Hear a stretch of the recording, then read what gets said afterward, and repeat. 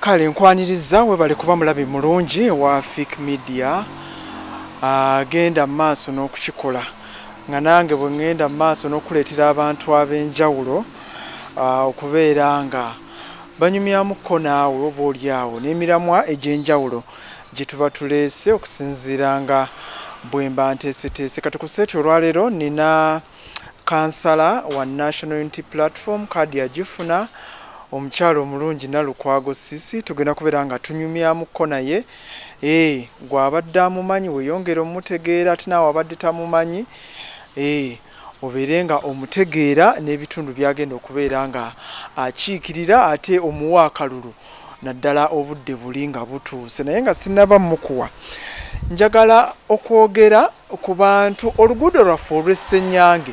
Nina ekintu kye sitegeera. John nabuuzizza oli n'aŋŋamba mbu omugagga yajja simanya n'ayiwamu ettaka mbu mugagga wa Ssenyange ebbyeyo mbu yatera okukola oluusi oluguudo olwo nga lufunyemuko ebinnya. Omanyi akasozi kawanvu bwe kati abatamanyiiyo. Kaakati amazzi gajja ne gakulukuta oluusi ne gasala mu kkubo eyo ne babeera nga galyonoona. Kati omugagga yajja ng'ayiwamu bitaka. Ngenda okusanga bayiyeemu ebitaka, sikitegeera. Kituufu oluguudo lulimu ebinnya naye embeera mwe luli ate lusobola kulemesa bidduka kukola ki kubeera nga bitambula. Enguudo zaffe mu Uganda mukimanyi bulungi nnyo si nnungi nnyo naye mulimu enguudo ng'embeera gye zirimu zikusobozesa okukola ki okuyitawo. Kaakati omugagga mbu yajja n'ateekamu ebitaka tabirinnye. Kaakati enkuba etonnye tuseeredde tetuyina ngeri gye tutuuka ku mirimu. Kati awo mba simanyi oba omugagga oba oyina engeri gy'otuyambye oba ate you are doing more harm than good. Kati olwaleero mbadde nva ku mulimo nyambuka okujja wano okulikodinga ne kansala Siso ono. Nsanze ate abalala abakola naye ate bo ate nga bakola eri waggulu ewateredde ennyo. Beefudde abakola simanyi oba bakolera ku oda zaani, bali mu kuteekamu ettaka, bali mu kuzibaaziba bunnya, bataddewo naakaguwa. Balinze bammotoka bajja Fiiki wa mmotoka olutuuka nga bagamba otukoze otya Fiiki, tuweeyo ky'otuwadde ekitali kibi, but what have you done? Kubanga saagala ng'ambe nti oli mu kunsaba ssente nze ongasseeko kiki kyonkoledde ekyo ky'oli mu kunsabira ssente.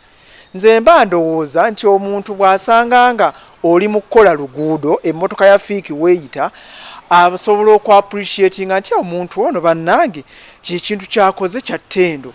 Oba oli awo sina mukozi wa gavumenti nti ateekeddwa okukola oluguudo, kankwate mu nsawo mpeeyo kye muwadde nga akasiimo, wabula so si kusaba nga nti Fiiki nze nagambye okole ki oluguudo. Olwedde abakozeeko ko boonoonye bwonoonyi. Kate naawe ozze weefuula akola ate nga actually toyina kyokola ki kyokola. Ow'ebigere ye nga tomusaba ssente, owa booda nga tomusaba ssente, lwaki onyigiriza nze? Kale kansala nsanyusa okukusinkana. Abatulaba nsaba obambuulizeeko obeyanjulire. Neeyanziza nnyo omukisa guno mwami Fiiki. Nze n'erinnya lyange nze Nalukwago Sisi nga mpangaalira Mukudde mu muluka gwa Nnyendo. Mazeemu emyaka 2. Mukulidde? Mu bufunze mwenkulidde kuba najja ndi muto. Mwenkulidde ate era eyo ennyumba gye ndimu era yeeyo. We bakuzaala? Si yo yanzaala, nze nzaalibwe waffe bayitayo Mateete, Sembabule district. Niye obuzaaliro si bukuliro. Bwe nakula nenvaayo nenzija kuno. Mu bufunze ebyenkwatako nina omwami n'abaana. Era mpangadde ndi mu byabufuzi nnyo okutwalira awamu. Kati bwe nakola nenkola neŋŋamba agitta tagiwoomya. Byebigere bino byondaba n'ennyambala. Ku luwedde twalonda abakulembeze baffe. Kati bwe nalaba nga waliwo abavudde ku mulamwa gwaffe neŋŋamba owaayi agitta tagiwoomya nange kannyambale era mbufunze nze nakutte kaadi ye NUP. Nze kansala w'omuluka gwa Nnyendo gunaddako ate nga ndi mukwano gw'abantu pangaliddemu mu bufunze najja ndi mwana muto nembeeramu mwenzadde abaana mwenkulidde. Omuluka gwa Nnyendo gw'oyogerako mulimu byalo ki? Kagwa Nnyendo mulimu tuyinamu ebyalo 15 mulimu Mukudde mwensibukira ddala awo mwe kanyookera n'akaamaanyi kuba polling station eziri Mukudde mpitirivu ate nange mwennondera mpangaddemu ntegeeramu. Mulimu Mukudde mulimu Kitaka mulimu Binyonyi B Kayirikiti Market Triangle Buloko Kasana Nsereko Nakayiba Nakayiba B Kinsadde Kitovu Nnume Kitovu Road ne Bujja. Kitovu Road ewaffe ku ddwaliro. Kitovu Road ayinaawo waasalira tatuuka ku ku St Henry's. Byonna byalo ebyo nze mbitwala ssebo. Kitegeeza ffe aba Kitovu Gate togenda tukiikirira ffe tuli baamulala.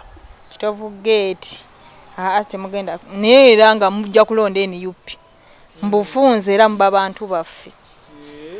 Waffe tetulina mukyala atukiikirira eyo.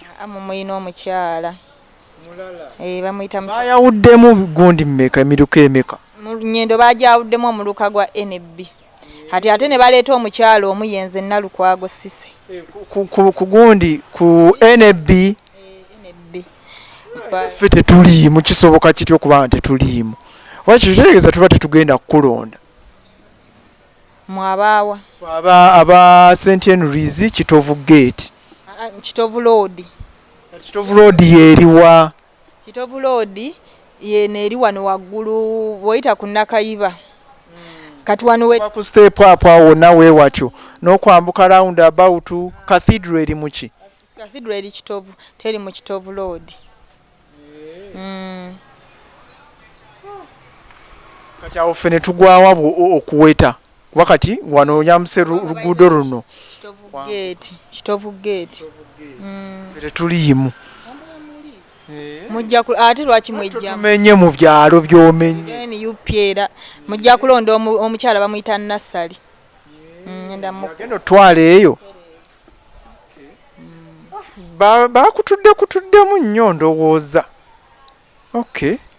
Kati ate ne Ssenyange nayo walala ogwo nagwo omuluka mulala NB. Kati era omukyala ne baleeta ate omuluka gwa Nnyendo ne Nnyendo ng'omuluka ne Ssenyange ng'omuluka nagwo ku site baleeta omukyala omu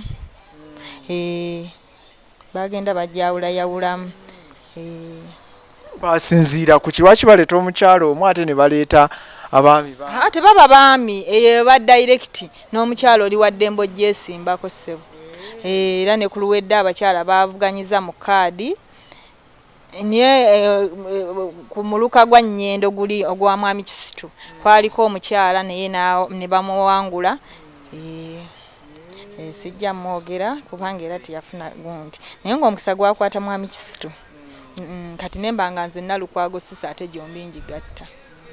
Bwe tutyo bwe tuli munnaye. Awo nkitegedde bulungi nnyo nga bw'olaba Nnyendo mukungwe ne kimanya kabonera nti omukyala osobola okujja nga direct then ate ne wabeerawo ne Omani MP kuba ffe era Nnyendo omukungwe twabaddeko n'omukyala gw'empagira bamuyita Nannungi Alice nga mukyala nga kibuzaabuza abantu nti ate omukyala ajja atya ku kifo ky'abasajja.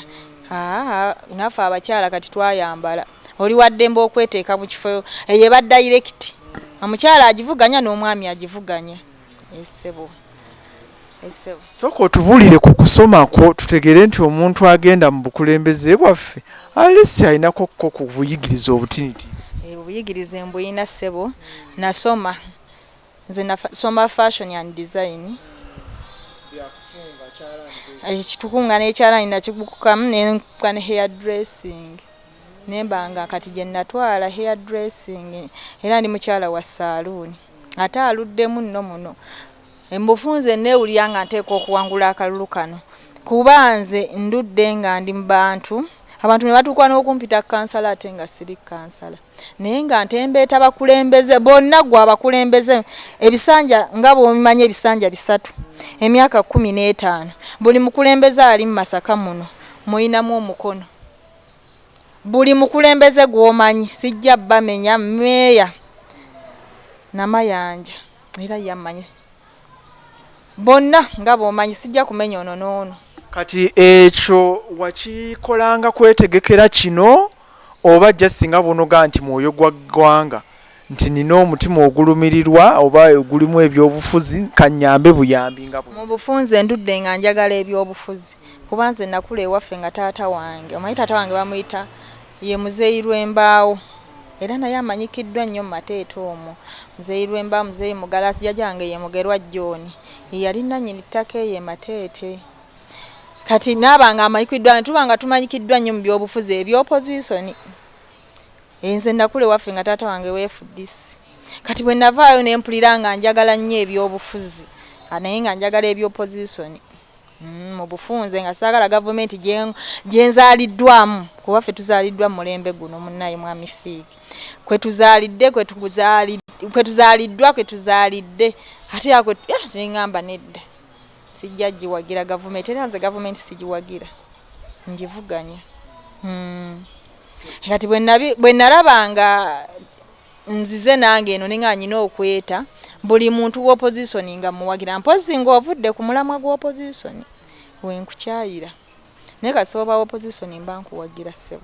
So kati guno gwe mulundi gw'ogusoose okwesimbawo? Gwe gusoose ate tubadde mu lwokaano n'abakyala neŋŋwaŋŋuli mwolaba Mukama bwannyambye nenfuna kaadi ye NUP ate era ndi mumativu nti ndi mukyala ayina omukwano mu bantu kuba nze siina wentuuka ku kyalo nga tebammanyi. Buli kyalo engeri gye nduddemu muno mpangadde n'abantu ndi wa saaluuni abantu nembanga mbalimu bulungi nnyo ate ku bantu abalonda ku 100 abantu 80 baba bakyala.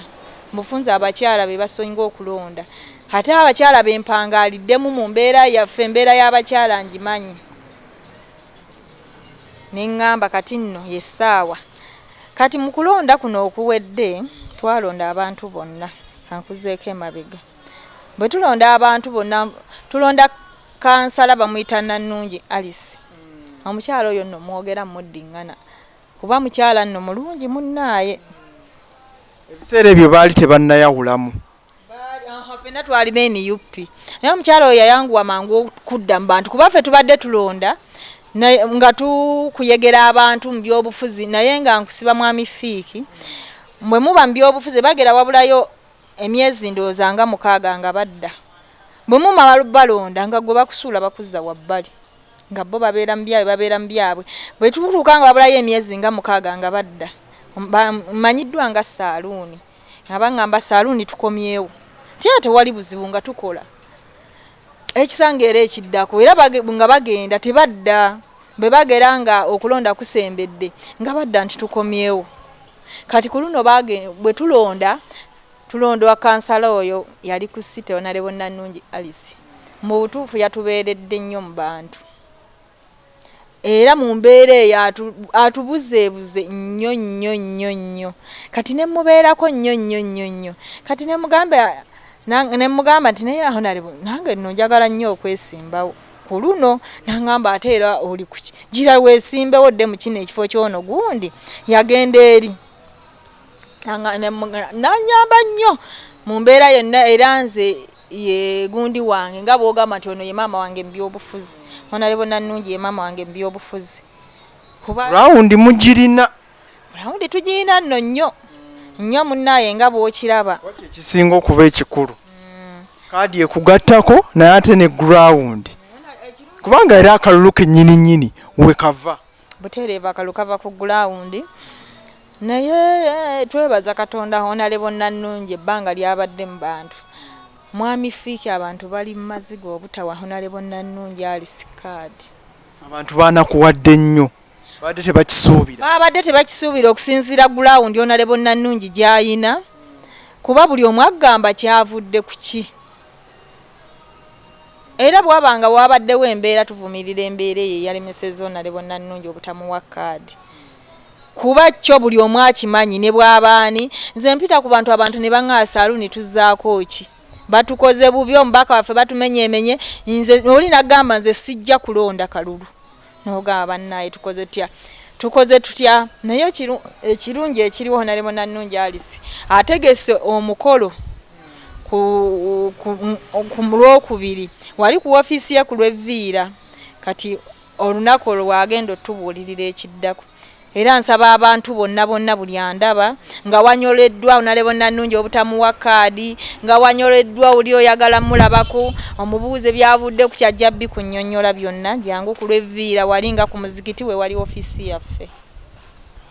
Yes. Nefik Media ejja kubaawo bwenaaba tusaba obeewo munnaye owulire ensonga yo Honorable Nannungi Alice abantu babadde bamuyita ddalingi waabwe naye abantu babuuza kyavudde ku kife singa siona bibuuzo byabadde bikakali ngeza ground yazifunye eri we yatuuse mu bibuuzo ne bifuuka ebirala ne bikambuwala nnyo no si bibuuzo si ki naye kaninde sigenda kugira nsonga nti lwaki tebamuwadde kuba ye ng'omuntu ajja kutunnyonnyola kuba yatugambyeko ebitonotono nti bwakale waliwo embeera eyabaddeko ku bakulembeze b'e Masaka bw'atyo twebuuza biki tamwagaliza tereevu tulinza anaatunnyonnyola kuba mu kutwaliza wamu Honorable Nannungi oyo abadde mu ntalo z'abantu engeri giyajja n'abanga alaze bannamasaka nti omuntu bw'agenda mu bukulembeze asobola okuyamba omuntu ate bano abatayagala kuyamba abantu ne basitula enkundi naye katumulinde sijja kwasa nnyo kaninde ye atunnyonnyole kyavudde ku ki kubanze kyemmanyi mu bibuuzo alina okubanga kuba eri twali tunonayo 40 alina okuba yafunanga 39 kyenekakasa ate ku ground 60 yali amaze ozifuna nga nawe bw'okimanyi tulina ground tulina vibe Honorable Nannungi alina vibe bannaye otuuka ewantu n'oga bannaye era buli muntu acomplaininga nti Nannungi avudde mu kaluuka wa Masaka vibe egenda kubaawa butereevu kyetulinze kale katulindirire Lwakubiri lwagenda tubuulira ekiddako Lwakubiri lwatubuulira kyetuzzaako nga ffe abawagizi bonna aba Honorable Nannungi Alice kuba bambi buli omu abadde amuyinamu essuubi abantu bakaabira nno ddala mwami Fiiki oli n'atonyeza ezziga n'agamba ffe tugenda kubaawo tutya Honorable Nannungi abadde alabirira abantu Honorable Nannungi omuntu abadde agula obuwunga n'abuteeka ku sitoowa ewange omanye wange waliwo sitoowa ku saaluuni tuteekayo obuwunga tuteekayo sukaali ebintu ebitandikirwako linajja n'agamba mpaayo kiro ya sukaali osena busenyi n'omuwa mpaayo kiro y'obuwunga ng'omubaka yabikola kubanze nange mundaba siina munnayo Honorable yabadde era nga muyinamu essuubi nti bw'agenda mu parliament abadde anona kiro ya sukaali emu agenda kuleeta kiro 2 naye munnaye katulabe kyanazzaako Mungu yabizizza bw'atyo kale tuddeyo wali so ebyobufuzi bino gwe mulundi ogusoose obiyingira weewaawo kampeyini tezinnatandika n'ebigenda mu maaso byonna naye sofa obisanze otya wakabifunamu bwangu ki wakabifunamu kusoomoozebwa ki sofa kano akabanga kati koobirimu ebyobufuzi kano akabanga kende mirimu okuva lwe nabiyingira nga nnyambadde Amifiiki ebyobufuzi si byangu ewantu wooyingira ng'oli tali ku kifo kye n'akuyiribya naye twebaza Katonda nti tuli bakkiriza buli kimu bw'oba mukkiriza n'ogamba nti teri kunjuuya nze mwami Fiiki omukyala gwenvuganya naye si ku kaadi gwenvuganya naye ku kifo kuba ye yagenda muti naye ye muntu adda n'akukonjera ebintu naye abantu bamala bamugamba nti no fe tuli ku saaluuni lwaki omuvuluga buli mubadde mwenna otuludde naye mu kitundu kuba omuntu n'obutazungazunga ku mizigo kirungi nze mazeewo emyaka 2 nga ndi mu nnyumba mukati kizibu ogamba omuntu najja olutuuka mmanyi teri muntu atammanyi kati gwe bojjanga omulimbiralimbirira yali ayogera ku byokusoma naye ate yagenda okulaba ng'ate muli wala byokusoma awo n'akireka kweganda ayagala kuleeta propaganda yenna naye yamaliriza nga amukuba bukubi mwami Safiiki ffe tuyina ground abantu batwagadde kuba nze sibukyambaawo nga neesimbyewo ndoza sikwatanga ku ssente nti nno zino nzitadde mu byabufuzi n'abantu be bampa n'osanga omuntu n'agamba saaluuni ogenda tukolera bwoti ne bwoti nja kukozesa saaluuni kuba abantu libampita naye nga erinnya lyange nze Nalukwago Sise omuntu n'akwata ssente posta zizo nzikubidde nakubira nakolera buli kimu. Tuli ne kansala Nalukwago Sisi nagambye nti ajja ku muluka gwa Nnyendo bagwawuddemu A ne B.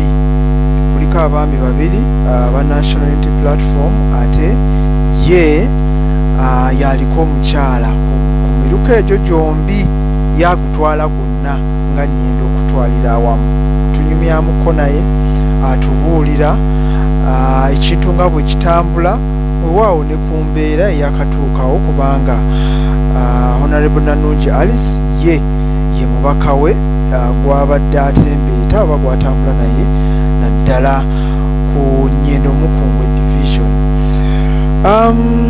Kikyogenda okukolera bannannyendo Mukungwe manifesto yo eri biki byotandikirako naddala mu nnaku ezisooka singa abakuwadde akalulu? Bannannyendo mbasuubiza nti bampa akalulu kubeera kansaana. Waliwo omuntu gw'olaba nga akalulu tekamusaana naye kati nze olabira ddala akalulu kansaana. Mbufunze nze bannannyendo mbalinamu omukwano bonna. Sibadde kansala naye nga byenkola bya kansala tujja kusigala tutambula bumu kuba nze babadde bankubira ng'oba waliwo obuzibu omuntu alina obuzibu nga nze nnyina okugendawo. Embeera oluusi oba wano waliwo kasasiro waliwo ki byonna nga nze mbivunaanyizibwako. Ate olaba mbadde nkola luli nga siri naye kati olowooza kinaaba kitya? Kijja kuba kya mulembe nnyo era bo bakimanyi. Bannannyendo bakimanyi nno munnaayi era buli wooyita munnaayi kansala waffe olunaku lutuuka ddi naye nga mbasuubiza omulamwa guli waggulu ku pulezidenti waffe Kyagulanyi Ssentamu we mulamwa. Bino nnyongereza kuba pulezidenti akwata obubaka bwa pulezidenti nga pulezidenti waffe ya Kyagulanyi Ssentamu ate oluusi agamba ebyo ebya kansala biveeko jangu obeere sijja kukyogera naye nga ffe pulezidenti waffe tumuyinamu essuubi munnaayi. Tuyinza okudda ne tulwanira buno obufu obwa wansi obwewansi obwa wansi nga bwolaba abantu bwe bawuza ti omubaka teyafunye kaadi biki kituufu kaadi omubaka yabadde agisaana nnyo nno kuba ne Bannyindo ne bw'otambula n'obuuza ku bantu 10 ojja kufunamu 9 nga buli omu agamba ffe omubaka Nanungi Alice ke tubatamuwadde kaadi tetujja kulonda. Naye amakulu gali waggulu era n'omubaka yatugamba amakulu gali waggulu wewe bukyanga entebe ya waggulu ekyuse ebirala byonna byekola byokka. Kati tolowoozaamu nti ekyo ate kigenda kutta akalulu kammwe nga NUP okutwalira awamu kubanga omuntu bw'agamba nti kati ffe gwe tuwadde tuwagira yavuddemu n'ekyo tetugenda kulonda kitegeeza nti bano abalala bafunye kaadi oba oli awo n'ebifo ebirala naye nga bya National Unity Platform akalulu kaba kagenda ffe kyo kimanyi nti omubaka Nanungi tajja kuva mu kalulu k'Omunyendo ajja kubasisimula emitima abagambe kyatambudde bwe kiti naye omulamwa guli waggulu abannyonnyola ensonga yonna kyemanyi abantu bajja kukyusanga abantu abawagizi baffe tubayina naye kyemmanyi balinze kimu lwakubiri omubaka kyakola kikyabagamba kuba ku lwokubiri tugenda okumanya ensonga yonna omubaka kyazzaako kikyo omubaka kyonna kyatugamba abantu Bannyindo kyebalindiridde era balindiridde olunaku luli olwokubiri balabe biri biti abalwerusunze nno ngambaga munnaayi kuba omuntu oli mukwano gwabwe mbeera yonna muntu waabwe kati mbufunze balindiridde ki kyabagamba okuzzaako kyebazzaako kyonna kyanaabagamba kyebazza okuzzaako. Ogyeko ekya Honorable Nanungi Alice engaba ya kaadi gwe nga munnakibiina wagirabye otya okutwalira awamu?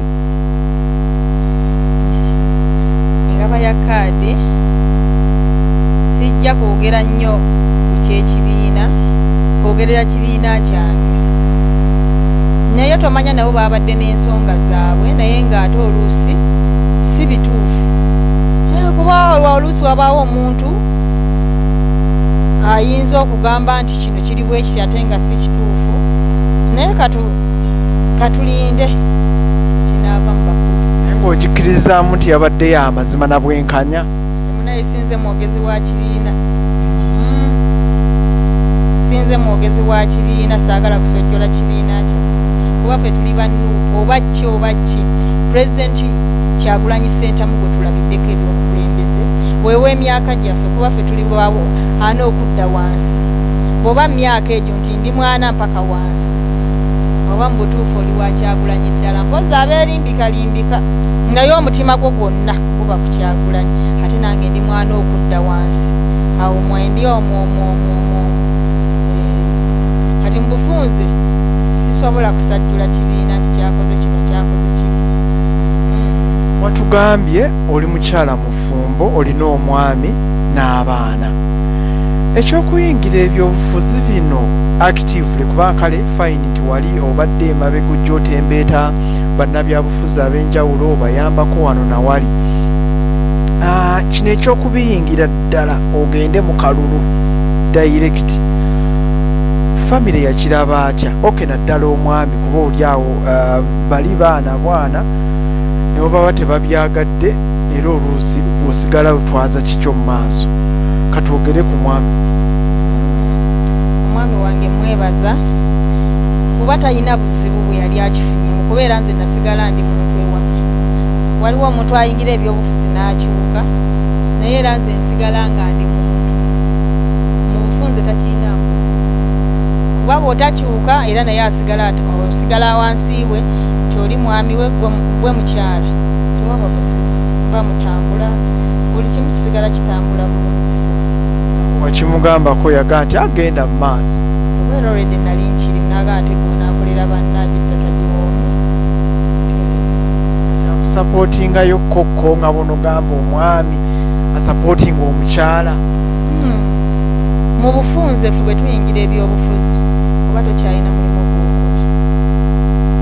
tewabaawo akulimba nti ndi munnabyabufuzi nnyina omulimu ogutambula ndi wa saaluuni bodeyo neeba ng'eri mu struggle tubadde e Kampala kuwerehonorable Nannungi Alice okuba nomination za president lwe zaaliwo tubirimu tutambula kati mu bufunze oba tokyakola ne bw'oba olina kyoyagala kitegeeza omwami yalina okusapootinga nakyo kiba kikulu.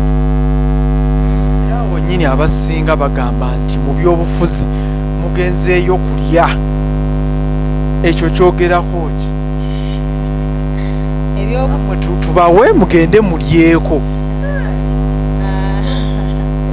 Ebyobufuzi si kulya era akyawogera abanamululu ffe bannabya nze mumanyi ojagamba lwaki obeera nnyo oyogera nnyo kuwonalebo Nannungi Alice buli kimu kale ebintu byakola bye njagala nkolera abantu kuba ye omuntu ng'alina ekizimu ng'alina omutwalo n'agamba abalina obuzibu bali bameka n'agutemaatema n'asigaza olukumi mu bufunze nze abantu bannyindo balinamu omukwana ate bo bakimanyi nti ndi mukwano gwabwe nnyo kuba nze nakola nti okwesembereza abantu nze muluka gwa Nnyendo gwonna buli kyalo nnyinako gurupu y'abantu bona lewo Nannungi bwe yajja mu byobufuzi yagamba nkoze nti okunyweza abantu n'akola kibiina timu Honorable Nannungi Alice tubeeramu nga tutambuza ebyobufuzi naye nga tusevinga buli kyalo kati mukuddo yeeyina mu gurupu 3 naye buli kyalo kibiriko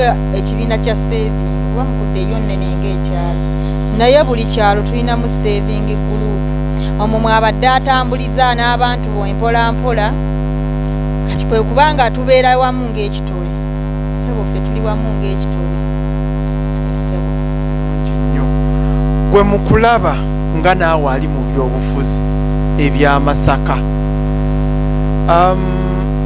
akalulu kano kukalaba otya naddala mu kibiina kya National Unity Platform ebifo okuviira ddala ku bwa kansala bwa meeya paka ku bwa MP oba kali n'obwa pulezidenti bwennyini nga Masaka NUP enaawangulira ku percentage ya waggulu akalulu kano omwaka 2026 bw'okakubamu ttooki gw'okalaba otya?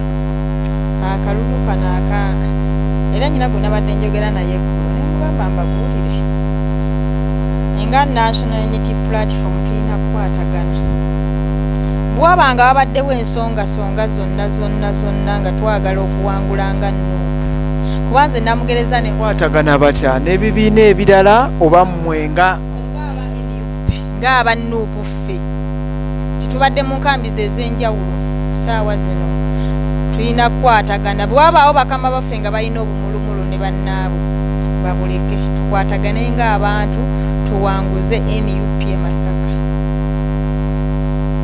Sanga kansala wa Nuupu, meya we NRM, ate MP wa DF, ate nga kimanyiddwa nti opposition wane e Masaka abekyanga nti ate beekyangira ku miti baba bava ku mulamwa gwe Kyagulanyi ffe twagala NUP abantu ba Nuupu fenna okuva waggulu mpaka wansi okuva ku president waggulu mpaka wansi nga ffenna tuli bamyufu kyetusuubira sebo era tujja kuwangula tukimanyi tujja kuwangula naye nga obumulumulu buli bweggambi buvuddemu obutaaveemu tujja olina obugambo obusembayo bannannyendo basaba akalulu amale n'okutereera bannaye abantu bannyendo mwenna nze omwana owammwe kazi bagamba bw'oli omwana wo oba olidde makiro kati ssaawa zino bwe muli amakiro neekwasa mwekka nze owammwe ddala ddala nze nzize mpangaalidde wano najja ndi muto nvubukidde wano nkulidde wano nzadde wano abaana buli kimu wano kati mbutufunze mba muntu wammwe ndi mwana wammwe muli bamaama bange muli bataata bange mwenna mmwe munkuzizza mbufunze mbasaba akalulu bantu bange mumpa akalulu ngende mbakiikirire naye nga tuva waggulu ku pulezidenti kuba bagamba ekiri ku mutwe kyekikosa ekiri wansi sijja kwesabira kalulu nga nze nja kusaba akalulu ka pulezidenti wange Kyagulanyi Ssentamu buli andaba bannaaye kunga munno ate tugenda mu protestive vote omanye eba y'abavubuka tukunga abavubuka bonna mwenna andi waliwo eyaŋŋambye protestive vote muki kye mutukoze bannaaye kaninde omukulu kyazzaako saagala nnyo okwasa byama by'abantu fiiki kaba waliwo eyaŋŋambye nyinza okukola ensobi waliwo eyaŋŋambye protestive vote kati nga abawala abato ate omuwala omuto mumusudde ani agenda okutudumira mu protestive vote muwoza protestive vote omuntu anaaba tasobola kudduka tunakola tutya neŋŋamba bannaaye katulinde ekiddako bannaaye naye nga ffe weetuli tuli bagumu